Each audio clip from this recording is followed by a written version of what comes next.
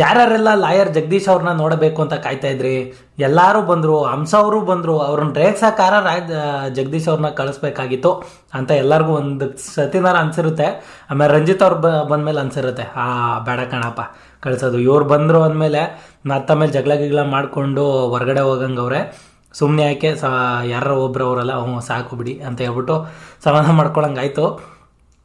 So ಎಲ್ಲರನ್ನೂ ನೋಡಿ ಖುಷಿ ಆಯ್ತು. ಆ್ಯಕ್ಚುಲಿ ಏನು ಹೇಳ್ಬೇಕಂದ್ರೆ ಸೀಸನ್ ಸ್ಟಾರ್ಟಿಂಗಲ್ಲಿ ಎಲ್ಲರೂ ಬಂದಾಗ ಇವ್ರು ಸ್ಟ್ರಾಂಗ್ ಆಗಿರ್ತಾರೆ, ಇವ್ರು ಸ್ಟ್ರಾಂಗ್ ಆಗಿರ್ತಾರೆ, ಇವ್ರು ಕೊನೆವರೆಗೂ ಬರ್ಬೋದು ಅಂತೆಲ್ಲ ಒಂದೊಂದು ಐಡಿಯಾ ಬಂದಿರುತ್ತೆ. ಬಟ್ ಎಲ್ಲ ಕೆಳಗಾಯಿತು ಈ ಸೀಸನಲ್ಲಿ. ಎಕ್ಸ್ಪೆಷಲಿ ಒಬ್ಬೊಬ್ರು ಒಂದೊಂದು ಡಿಫ್ರೆಂಟ್ ಕ್ಯಾರೆಕ್ಟ್ರು. ಎಲ್ಲೋ ಚೆನ್ನಾಗಿ ಆಡ್ತಾರೆ ಅಂದವರು ಕೆಳಗೆ ಬಿದ್ದೋಗವ್ರೆ, ಎಲ್ಲೋ ಹೊಗೆ ಆಡಿಸ್ಕೊತಾರೆ ಅಂದವರು ಕೊನೆ ಗಂಟ ಬಂದಿದ್ದಾರೆ.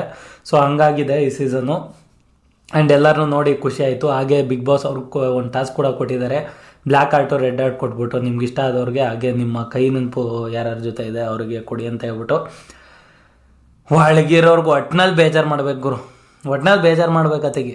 ಇನ್ನೇನು ಆಟ ಆಯಿತಾ, ಅವ್ರವ್ರ ನೆನ್ಪು ಹಂಚ್ಕೊಳ್ಳಿ ಅಂದಿದ್ರು ಓಕೆ. ಅದೇನು ಆರ್ಟ್ ಕೊಡೋದು, ಅವ್ರಿಗೆ ಆರ್ಟೇ ಮುರಿದೋಗ್ಬೇಕು. ಯಾವನಾರು ಗೆಲ್ಲೋನಿದ್ರೆ ಅವ್ನು ಆರ್ಟೇ ಬೇಜಾರಾಕಿ ಹಂಗೆ ಮುರಿದೋಗಿ ಬಿದ್ದೋಗ್ಬೇಕು. ಹಾಗೆ ನೆಕ್ಸ್ಟ್ ಬರ್ತಾರೆ ಮಂಜಣ್ಣನ ಗೋಳು. ಏನು ಮಂಜಣ್ಣ, ಯಾಕೆ ಮಂಜಣ್ಣ, ಈ ಮಂಜಣ್ಣ ಹೇಳೋದು ಡೈಲಾಗ್ಗಳು ಹೇಳ್ತಾ ಇರೋದು ಇದು ನೋಡ್ಬಿಟ್ರೆ ಅದೇನೋ ಸಿಕ್ತು, ಅದೇನೋ ಇದಾಯಿತು ಜೀವನದ್ದು, ನಂಗೆ ಅದೊಂದು ಗೆದ್ದಂಗಾಗಿದೆ, ಹಂಗಾಗಿದೆ ಹಿಂಗಾಗಿದೆ ಅಂತೆ.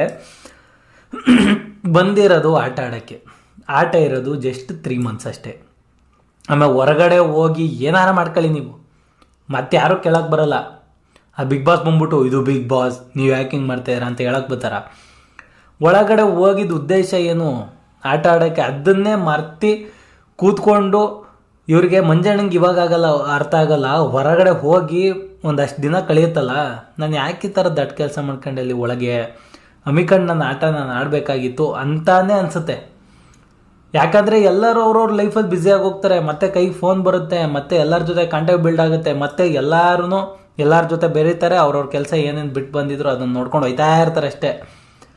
ಅಲ್ಲಿ ಇಲ್ಲಿನ ಥರ ಕೇರ್ ಮಾಡಿಕೊಂಡು ಇದು ಮಾಡಿಕೊಂಡು ಕಾಫಿ ಕುಡಿತೀಯಾ ಮಾತ್ರೆ ಕುಡಿತೀಯಾ, ಇದು ಬೇರೆ ಪ್ರಪಂಚ. ಬಿಗ್ ಬಾಸ್ ಮನೆ ಅಲ್ಲಿ ಅಷ್ಟೇ ಜನ ಇರೋದು, ಅವ್ರವ್ರೇ ಕೇರ್ ಮಾಡಬೇಕು. ಏನೋ ಜೊತೆಗೆ ಇರ್ತಾರಷ್ಟೇ, ಗೆಲ್ಲೋದಕ್ಕೆ ಅವ್ರ ಜೊತೆಗೆ ಇರ್ತಾರಷ್ಟೇ ಆಯಿತಾ. ಅವ್ರೇನು ಲೈಫ್ ಲಾಂಗ್ ಹೊರಗಡೆ ಹೋದ್ಮೇಲೂ ಹಿಂಗೆ ಕೂತ್ಕೊಂತಾರೆ. ಅವ್ರ ಫ್ಯಾಮಿಲಿ, ಅವರ ಒಂದು ಜೀವನ, ಅವ್ರ ಗಂಡ ಎಲ್ಲರೂ ಅವ್ರವ್ರಿಗೆ ಆಲ್ರೆಡಿ ಇದ್ದಾರೆ. ಅವರು ಅದನ್ನ ಅವ್ರವ್ರ ಜೀವನ ನೋಡ್ಕೊಂಡು ಹೋಯ್ತಾ ಇರ್ತಾರೆ ಅಷ್ಟೇ. ಆಮೇಲೆ ಮಂಜಣ್ಣಂಗೆ ಅನ್ಸತ್ತೆ, ಎಂಥ ದೊಡ್ಡ ಕೆಲಸ ಮಾಡ್ಕೊಂಡೆ ಗುರು, ನಾನು ಚೆನ್ನಾಗಿ ಆಟ ಆಡಬೇಕಾಗಿತ್ತು, ನಾನು ಗೆಲ್ಲಬೇಕಾಗಿತ್ತು, ನಾನು ಗೆಲ್ಲೋಂಥ ಕಂಟೆಸ್ಟೆಂಟ್ ಅಷ್ಟು ಚೆನ್ನಾಗಿ ಆಟ ಆಡ್ಕೊಂಡು ನಾನು ಯಾಕೆ ಹಿಂಗೆ ಮಾಡ್ಕೊಂಡೆ ಅಂಥದ್ದೇ ಅನಿಸುತ್ತೆ. ಇವಾಗ ಏನೋ ಬುದ್ಧಿ ಭ್ರಮಣೆ ಆದ ನಂಗೆ ಏನೇನೋ ಮಾತಾಡೋದು ಕಣಪ್ಪ ಮಂಜಣ್ಣ. ಆಮೇಲೆ ಮೋಕ್ಷಿತ್ ಅವರು ಈ ಎಪಿಸೋಡಲ್ಲಿ ಅಂದರೆ ಫಿನಾಲೆ ವೀಕಿಗೆ ಡೈರೆಕ್ಟ್ ಎಂಟ್ರಿ ಕೊಟ್ಟಿದ್ದಾರೆ. ಅದು ಹನುಮಂತಣ್ಣನ ದಯೆಯಿಂದ. ಧನರಾಜ್ ಅವರು ಹೋಗಿದ್ರು, ಬಟ್ ಆಯಿತು ಆಯಿತಾ, ಚೆನ್ನಾಗಿ ಅವರು ಆಟ ಆಡಿದರು. ಅದು ಆಟಗಳನ್ನೂ ಕೂಡ ಆಡಿಸಿದ್ರು. ಆ್ಯಂಡ್ ಎಸ್ಸತಿ ಹೇಳಿದ್ರು ಅದೇನು ಸರಿ ಹೋಗಲ್ಲ. ಬಟ್ ಸ್ಟಿಲ್ ಆಟ ಆಡಿ ಗೆದ್ದವ್ರಿಗೆ ಅವಕಾಶ ಸಿಗುತ್ತೆ ಅಂದಾಗ, ಅವರಷ್ಟು ಬೇಗ ಮುಗಿಸಿದಾಗ ಎಲ್ಲೋ ಒಂದು ಕಡೆ ಧನರಾಜ್ ಅವ್ರಿಗೆ ನ್ಯಾಯ ಆಗಲಿಲ್ಲ ಅಂತಲೇ ಅನಿಸುತ್ತೆ. ಅದು ಏನಾರ ಮಾಡಿಸ್ಬೋದಿತ್ತು, ಅಥವಾ ಇಲ್ಲಾಂದರೆ ಮತ್ತೆ ರೀಗೇಮ್ ಮಾಡಿ ಅಂತನಾದರೂ ಹೇಳ್ಬೋದಿತ್ತು. ಯಾವುದೂ ಮಾಡ್ದಂಗೆ ಪಾಪ ಆಡಿ ಪಾಯಿಂಟ್ಸ್ ತೊಗೊಂಡಿರೋರಿಗೆ ಮೋಸ ಆದಂಗೆ ಆಯಿತು. ಆ ಜಾಗದಲ್ಲಿ ಯಾರಿದ್ರೂ ಅಷ್ಟೇ ಅದು ನ್ಯಾಯ ಆಗಿಲ್ಲ ಅವರಿಗೆ. ಸೊ ಹೋಪ್ ನೋಡುವ. ಆ್ಯಂಡ್ ಕಂಗ್ರ್ಯಾಚುಲೇಷನ್ಸ್ ಮೋಕ್ಷಿತ್ ಅವ್ರಿಗೆ ಡೈರೆಕ್ಟ್ ಫಿನಾಲೆ ವೀಕಿಗೆ ಎಂಟ್ರಿ ಕೊಡ್ತಾ ಇದ್ದಾರೆ. ವೆಲ್ ಡಿಸರ್ವಿಂಗ್ ಅಂತಲೇ ಹೇಳ್ಬೋದು. ಸ್ಟಾರ್ಟಿಂಗಿಂದನೂ ಚೆನ್ನಾಗಿ ಆಡ್ಕೊಂಡು ಬಂದಿದ್ದಾರೆ, ಚೆನ್ನಾಗಿ ಆಟ ಆಡಿಕೊಂಡು ಚೆನ್ನಾಗಿ ಮಾತಾಡಿಕೊಂಡು. ತುಂಬ ಓವರಾಗಿ ಎಲ್ಲ ಕಡೆ ಅವ್ರವ್ರ ಇನ್ವಾಲ್ವ್ಮೆಂಟ್ ತೋರಿಸ್ಲಿಲ್ಲ ಅಂದರು, ಎಲ್ಲೆಲ್ಲಿ ಬೇಕೋ ಅಲ್ಲಲ್ಲಿ ಮಾತಾಡಿಕೊಂಡು, ಎಲ್ಲೆಲ್ಲಿ ಇನ್ವಾಲ್ವ್ಮೆಂಟ್ ಬೇಕೋ ಅಲ್ಲಲ್ಲಿ ತೋರಿಸ್ಕೊಂಡು ಸೊ ಮುಂದೆ ಬಂದಿದ್ದಾರೆ ಅಂತಲೇ ಹೇಳ್ಬೋದು. ಸೊ ಹೋಪ್ ನಿಮ್ಮೆಲ್ಲರಿಗೂ ವಿಡಿಯೋ ಇಷ್ಟ ಆಗಿದೆ ಅಂತ ಅಂದ್ಕೊತೀನಿ.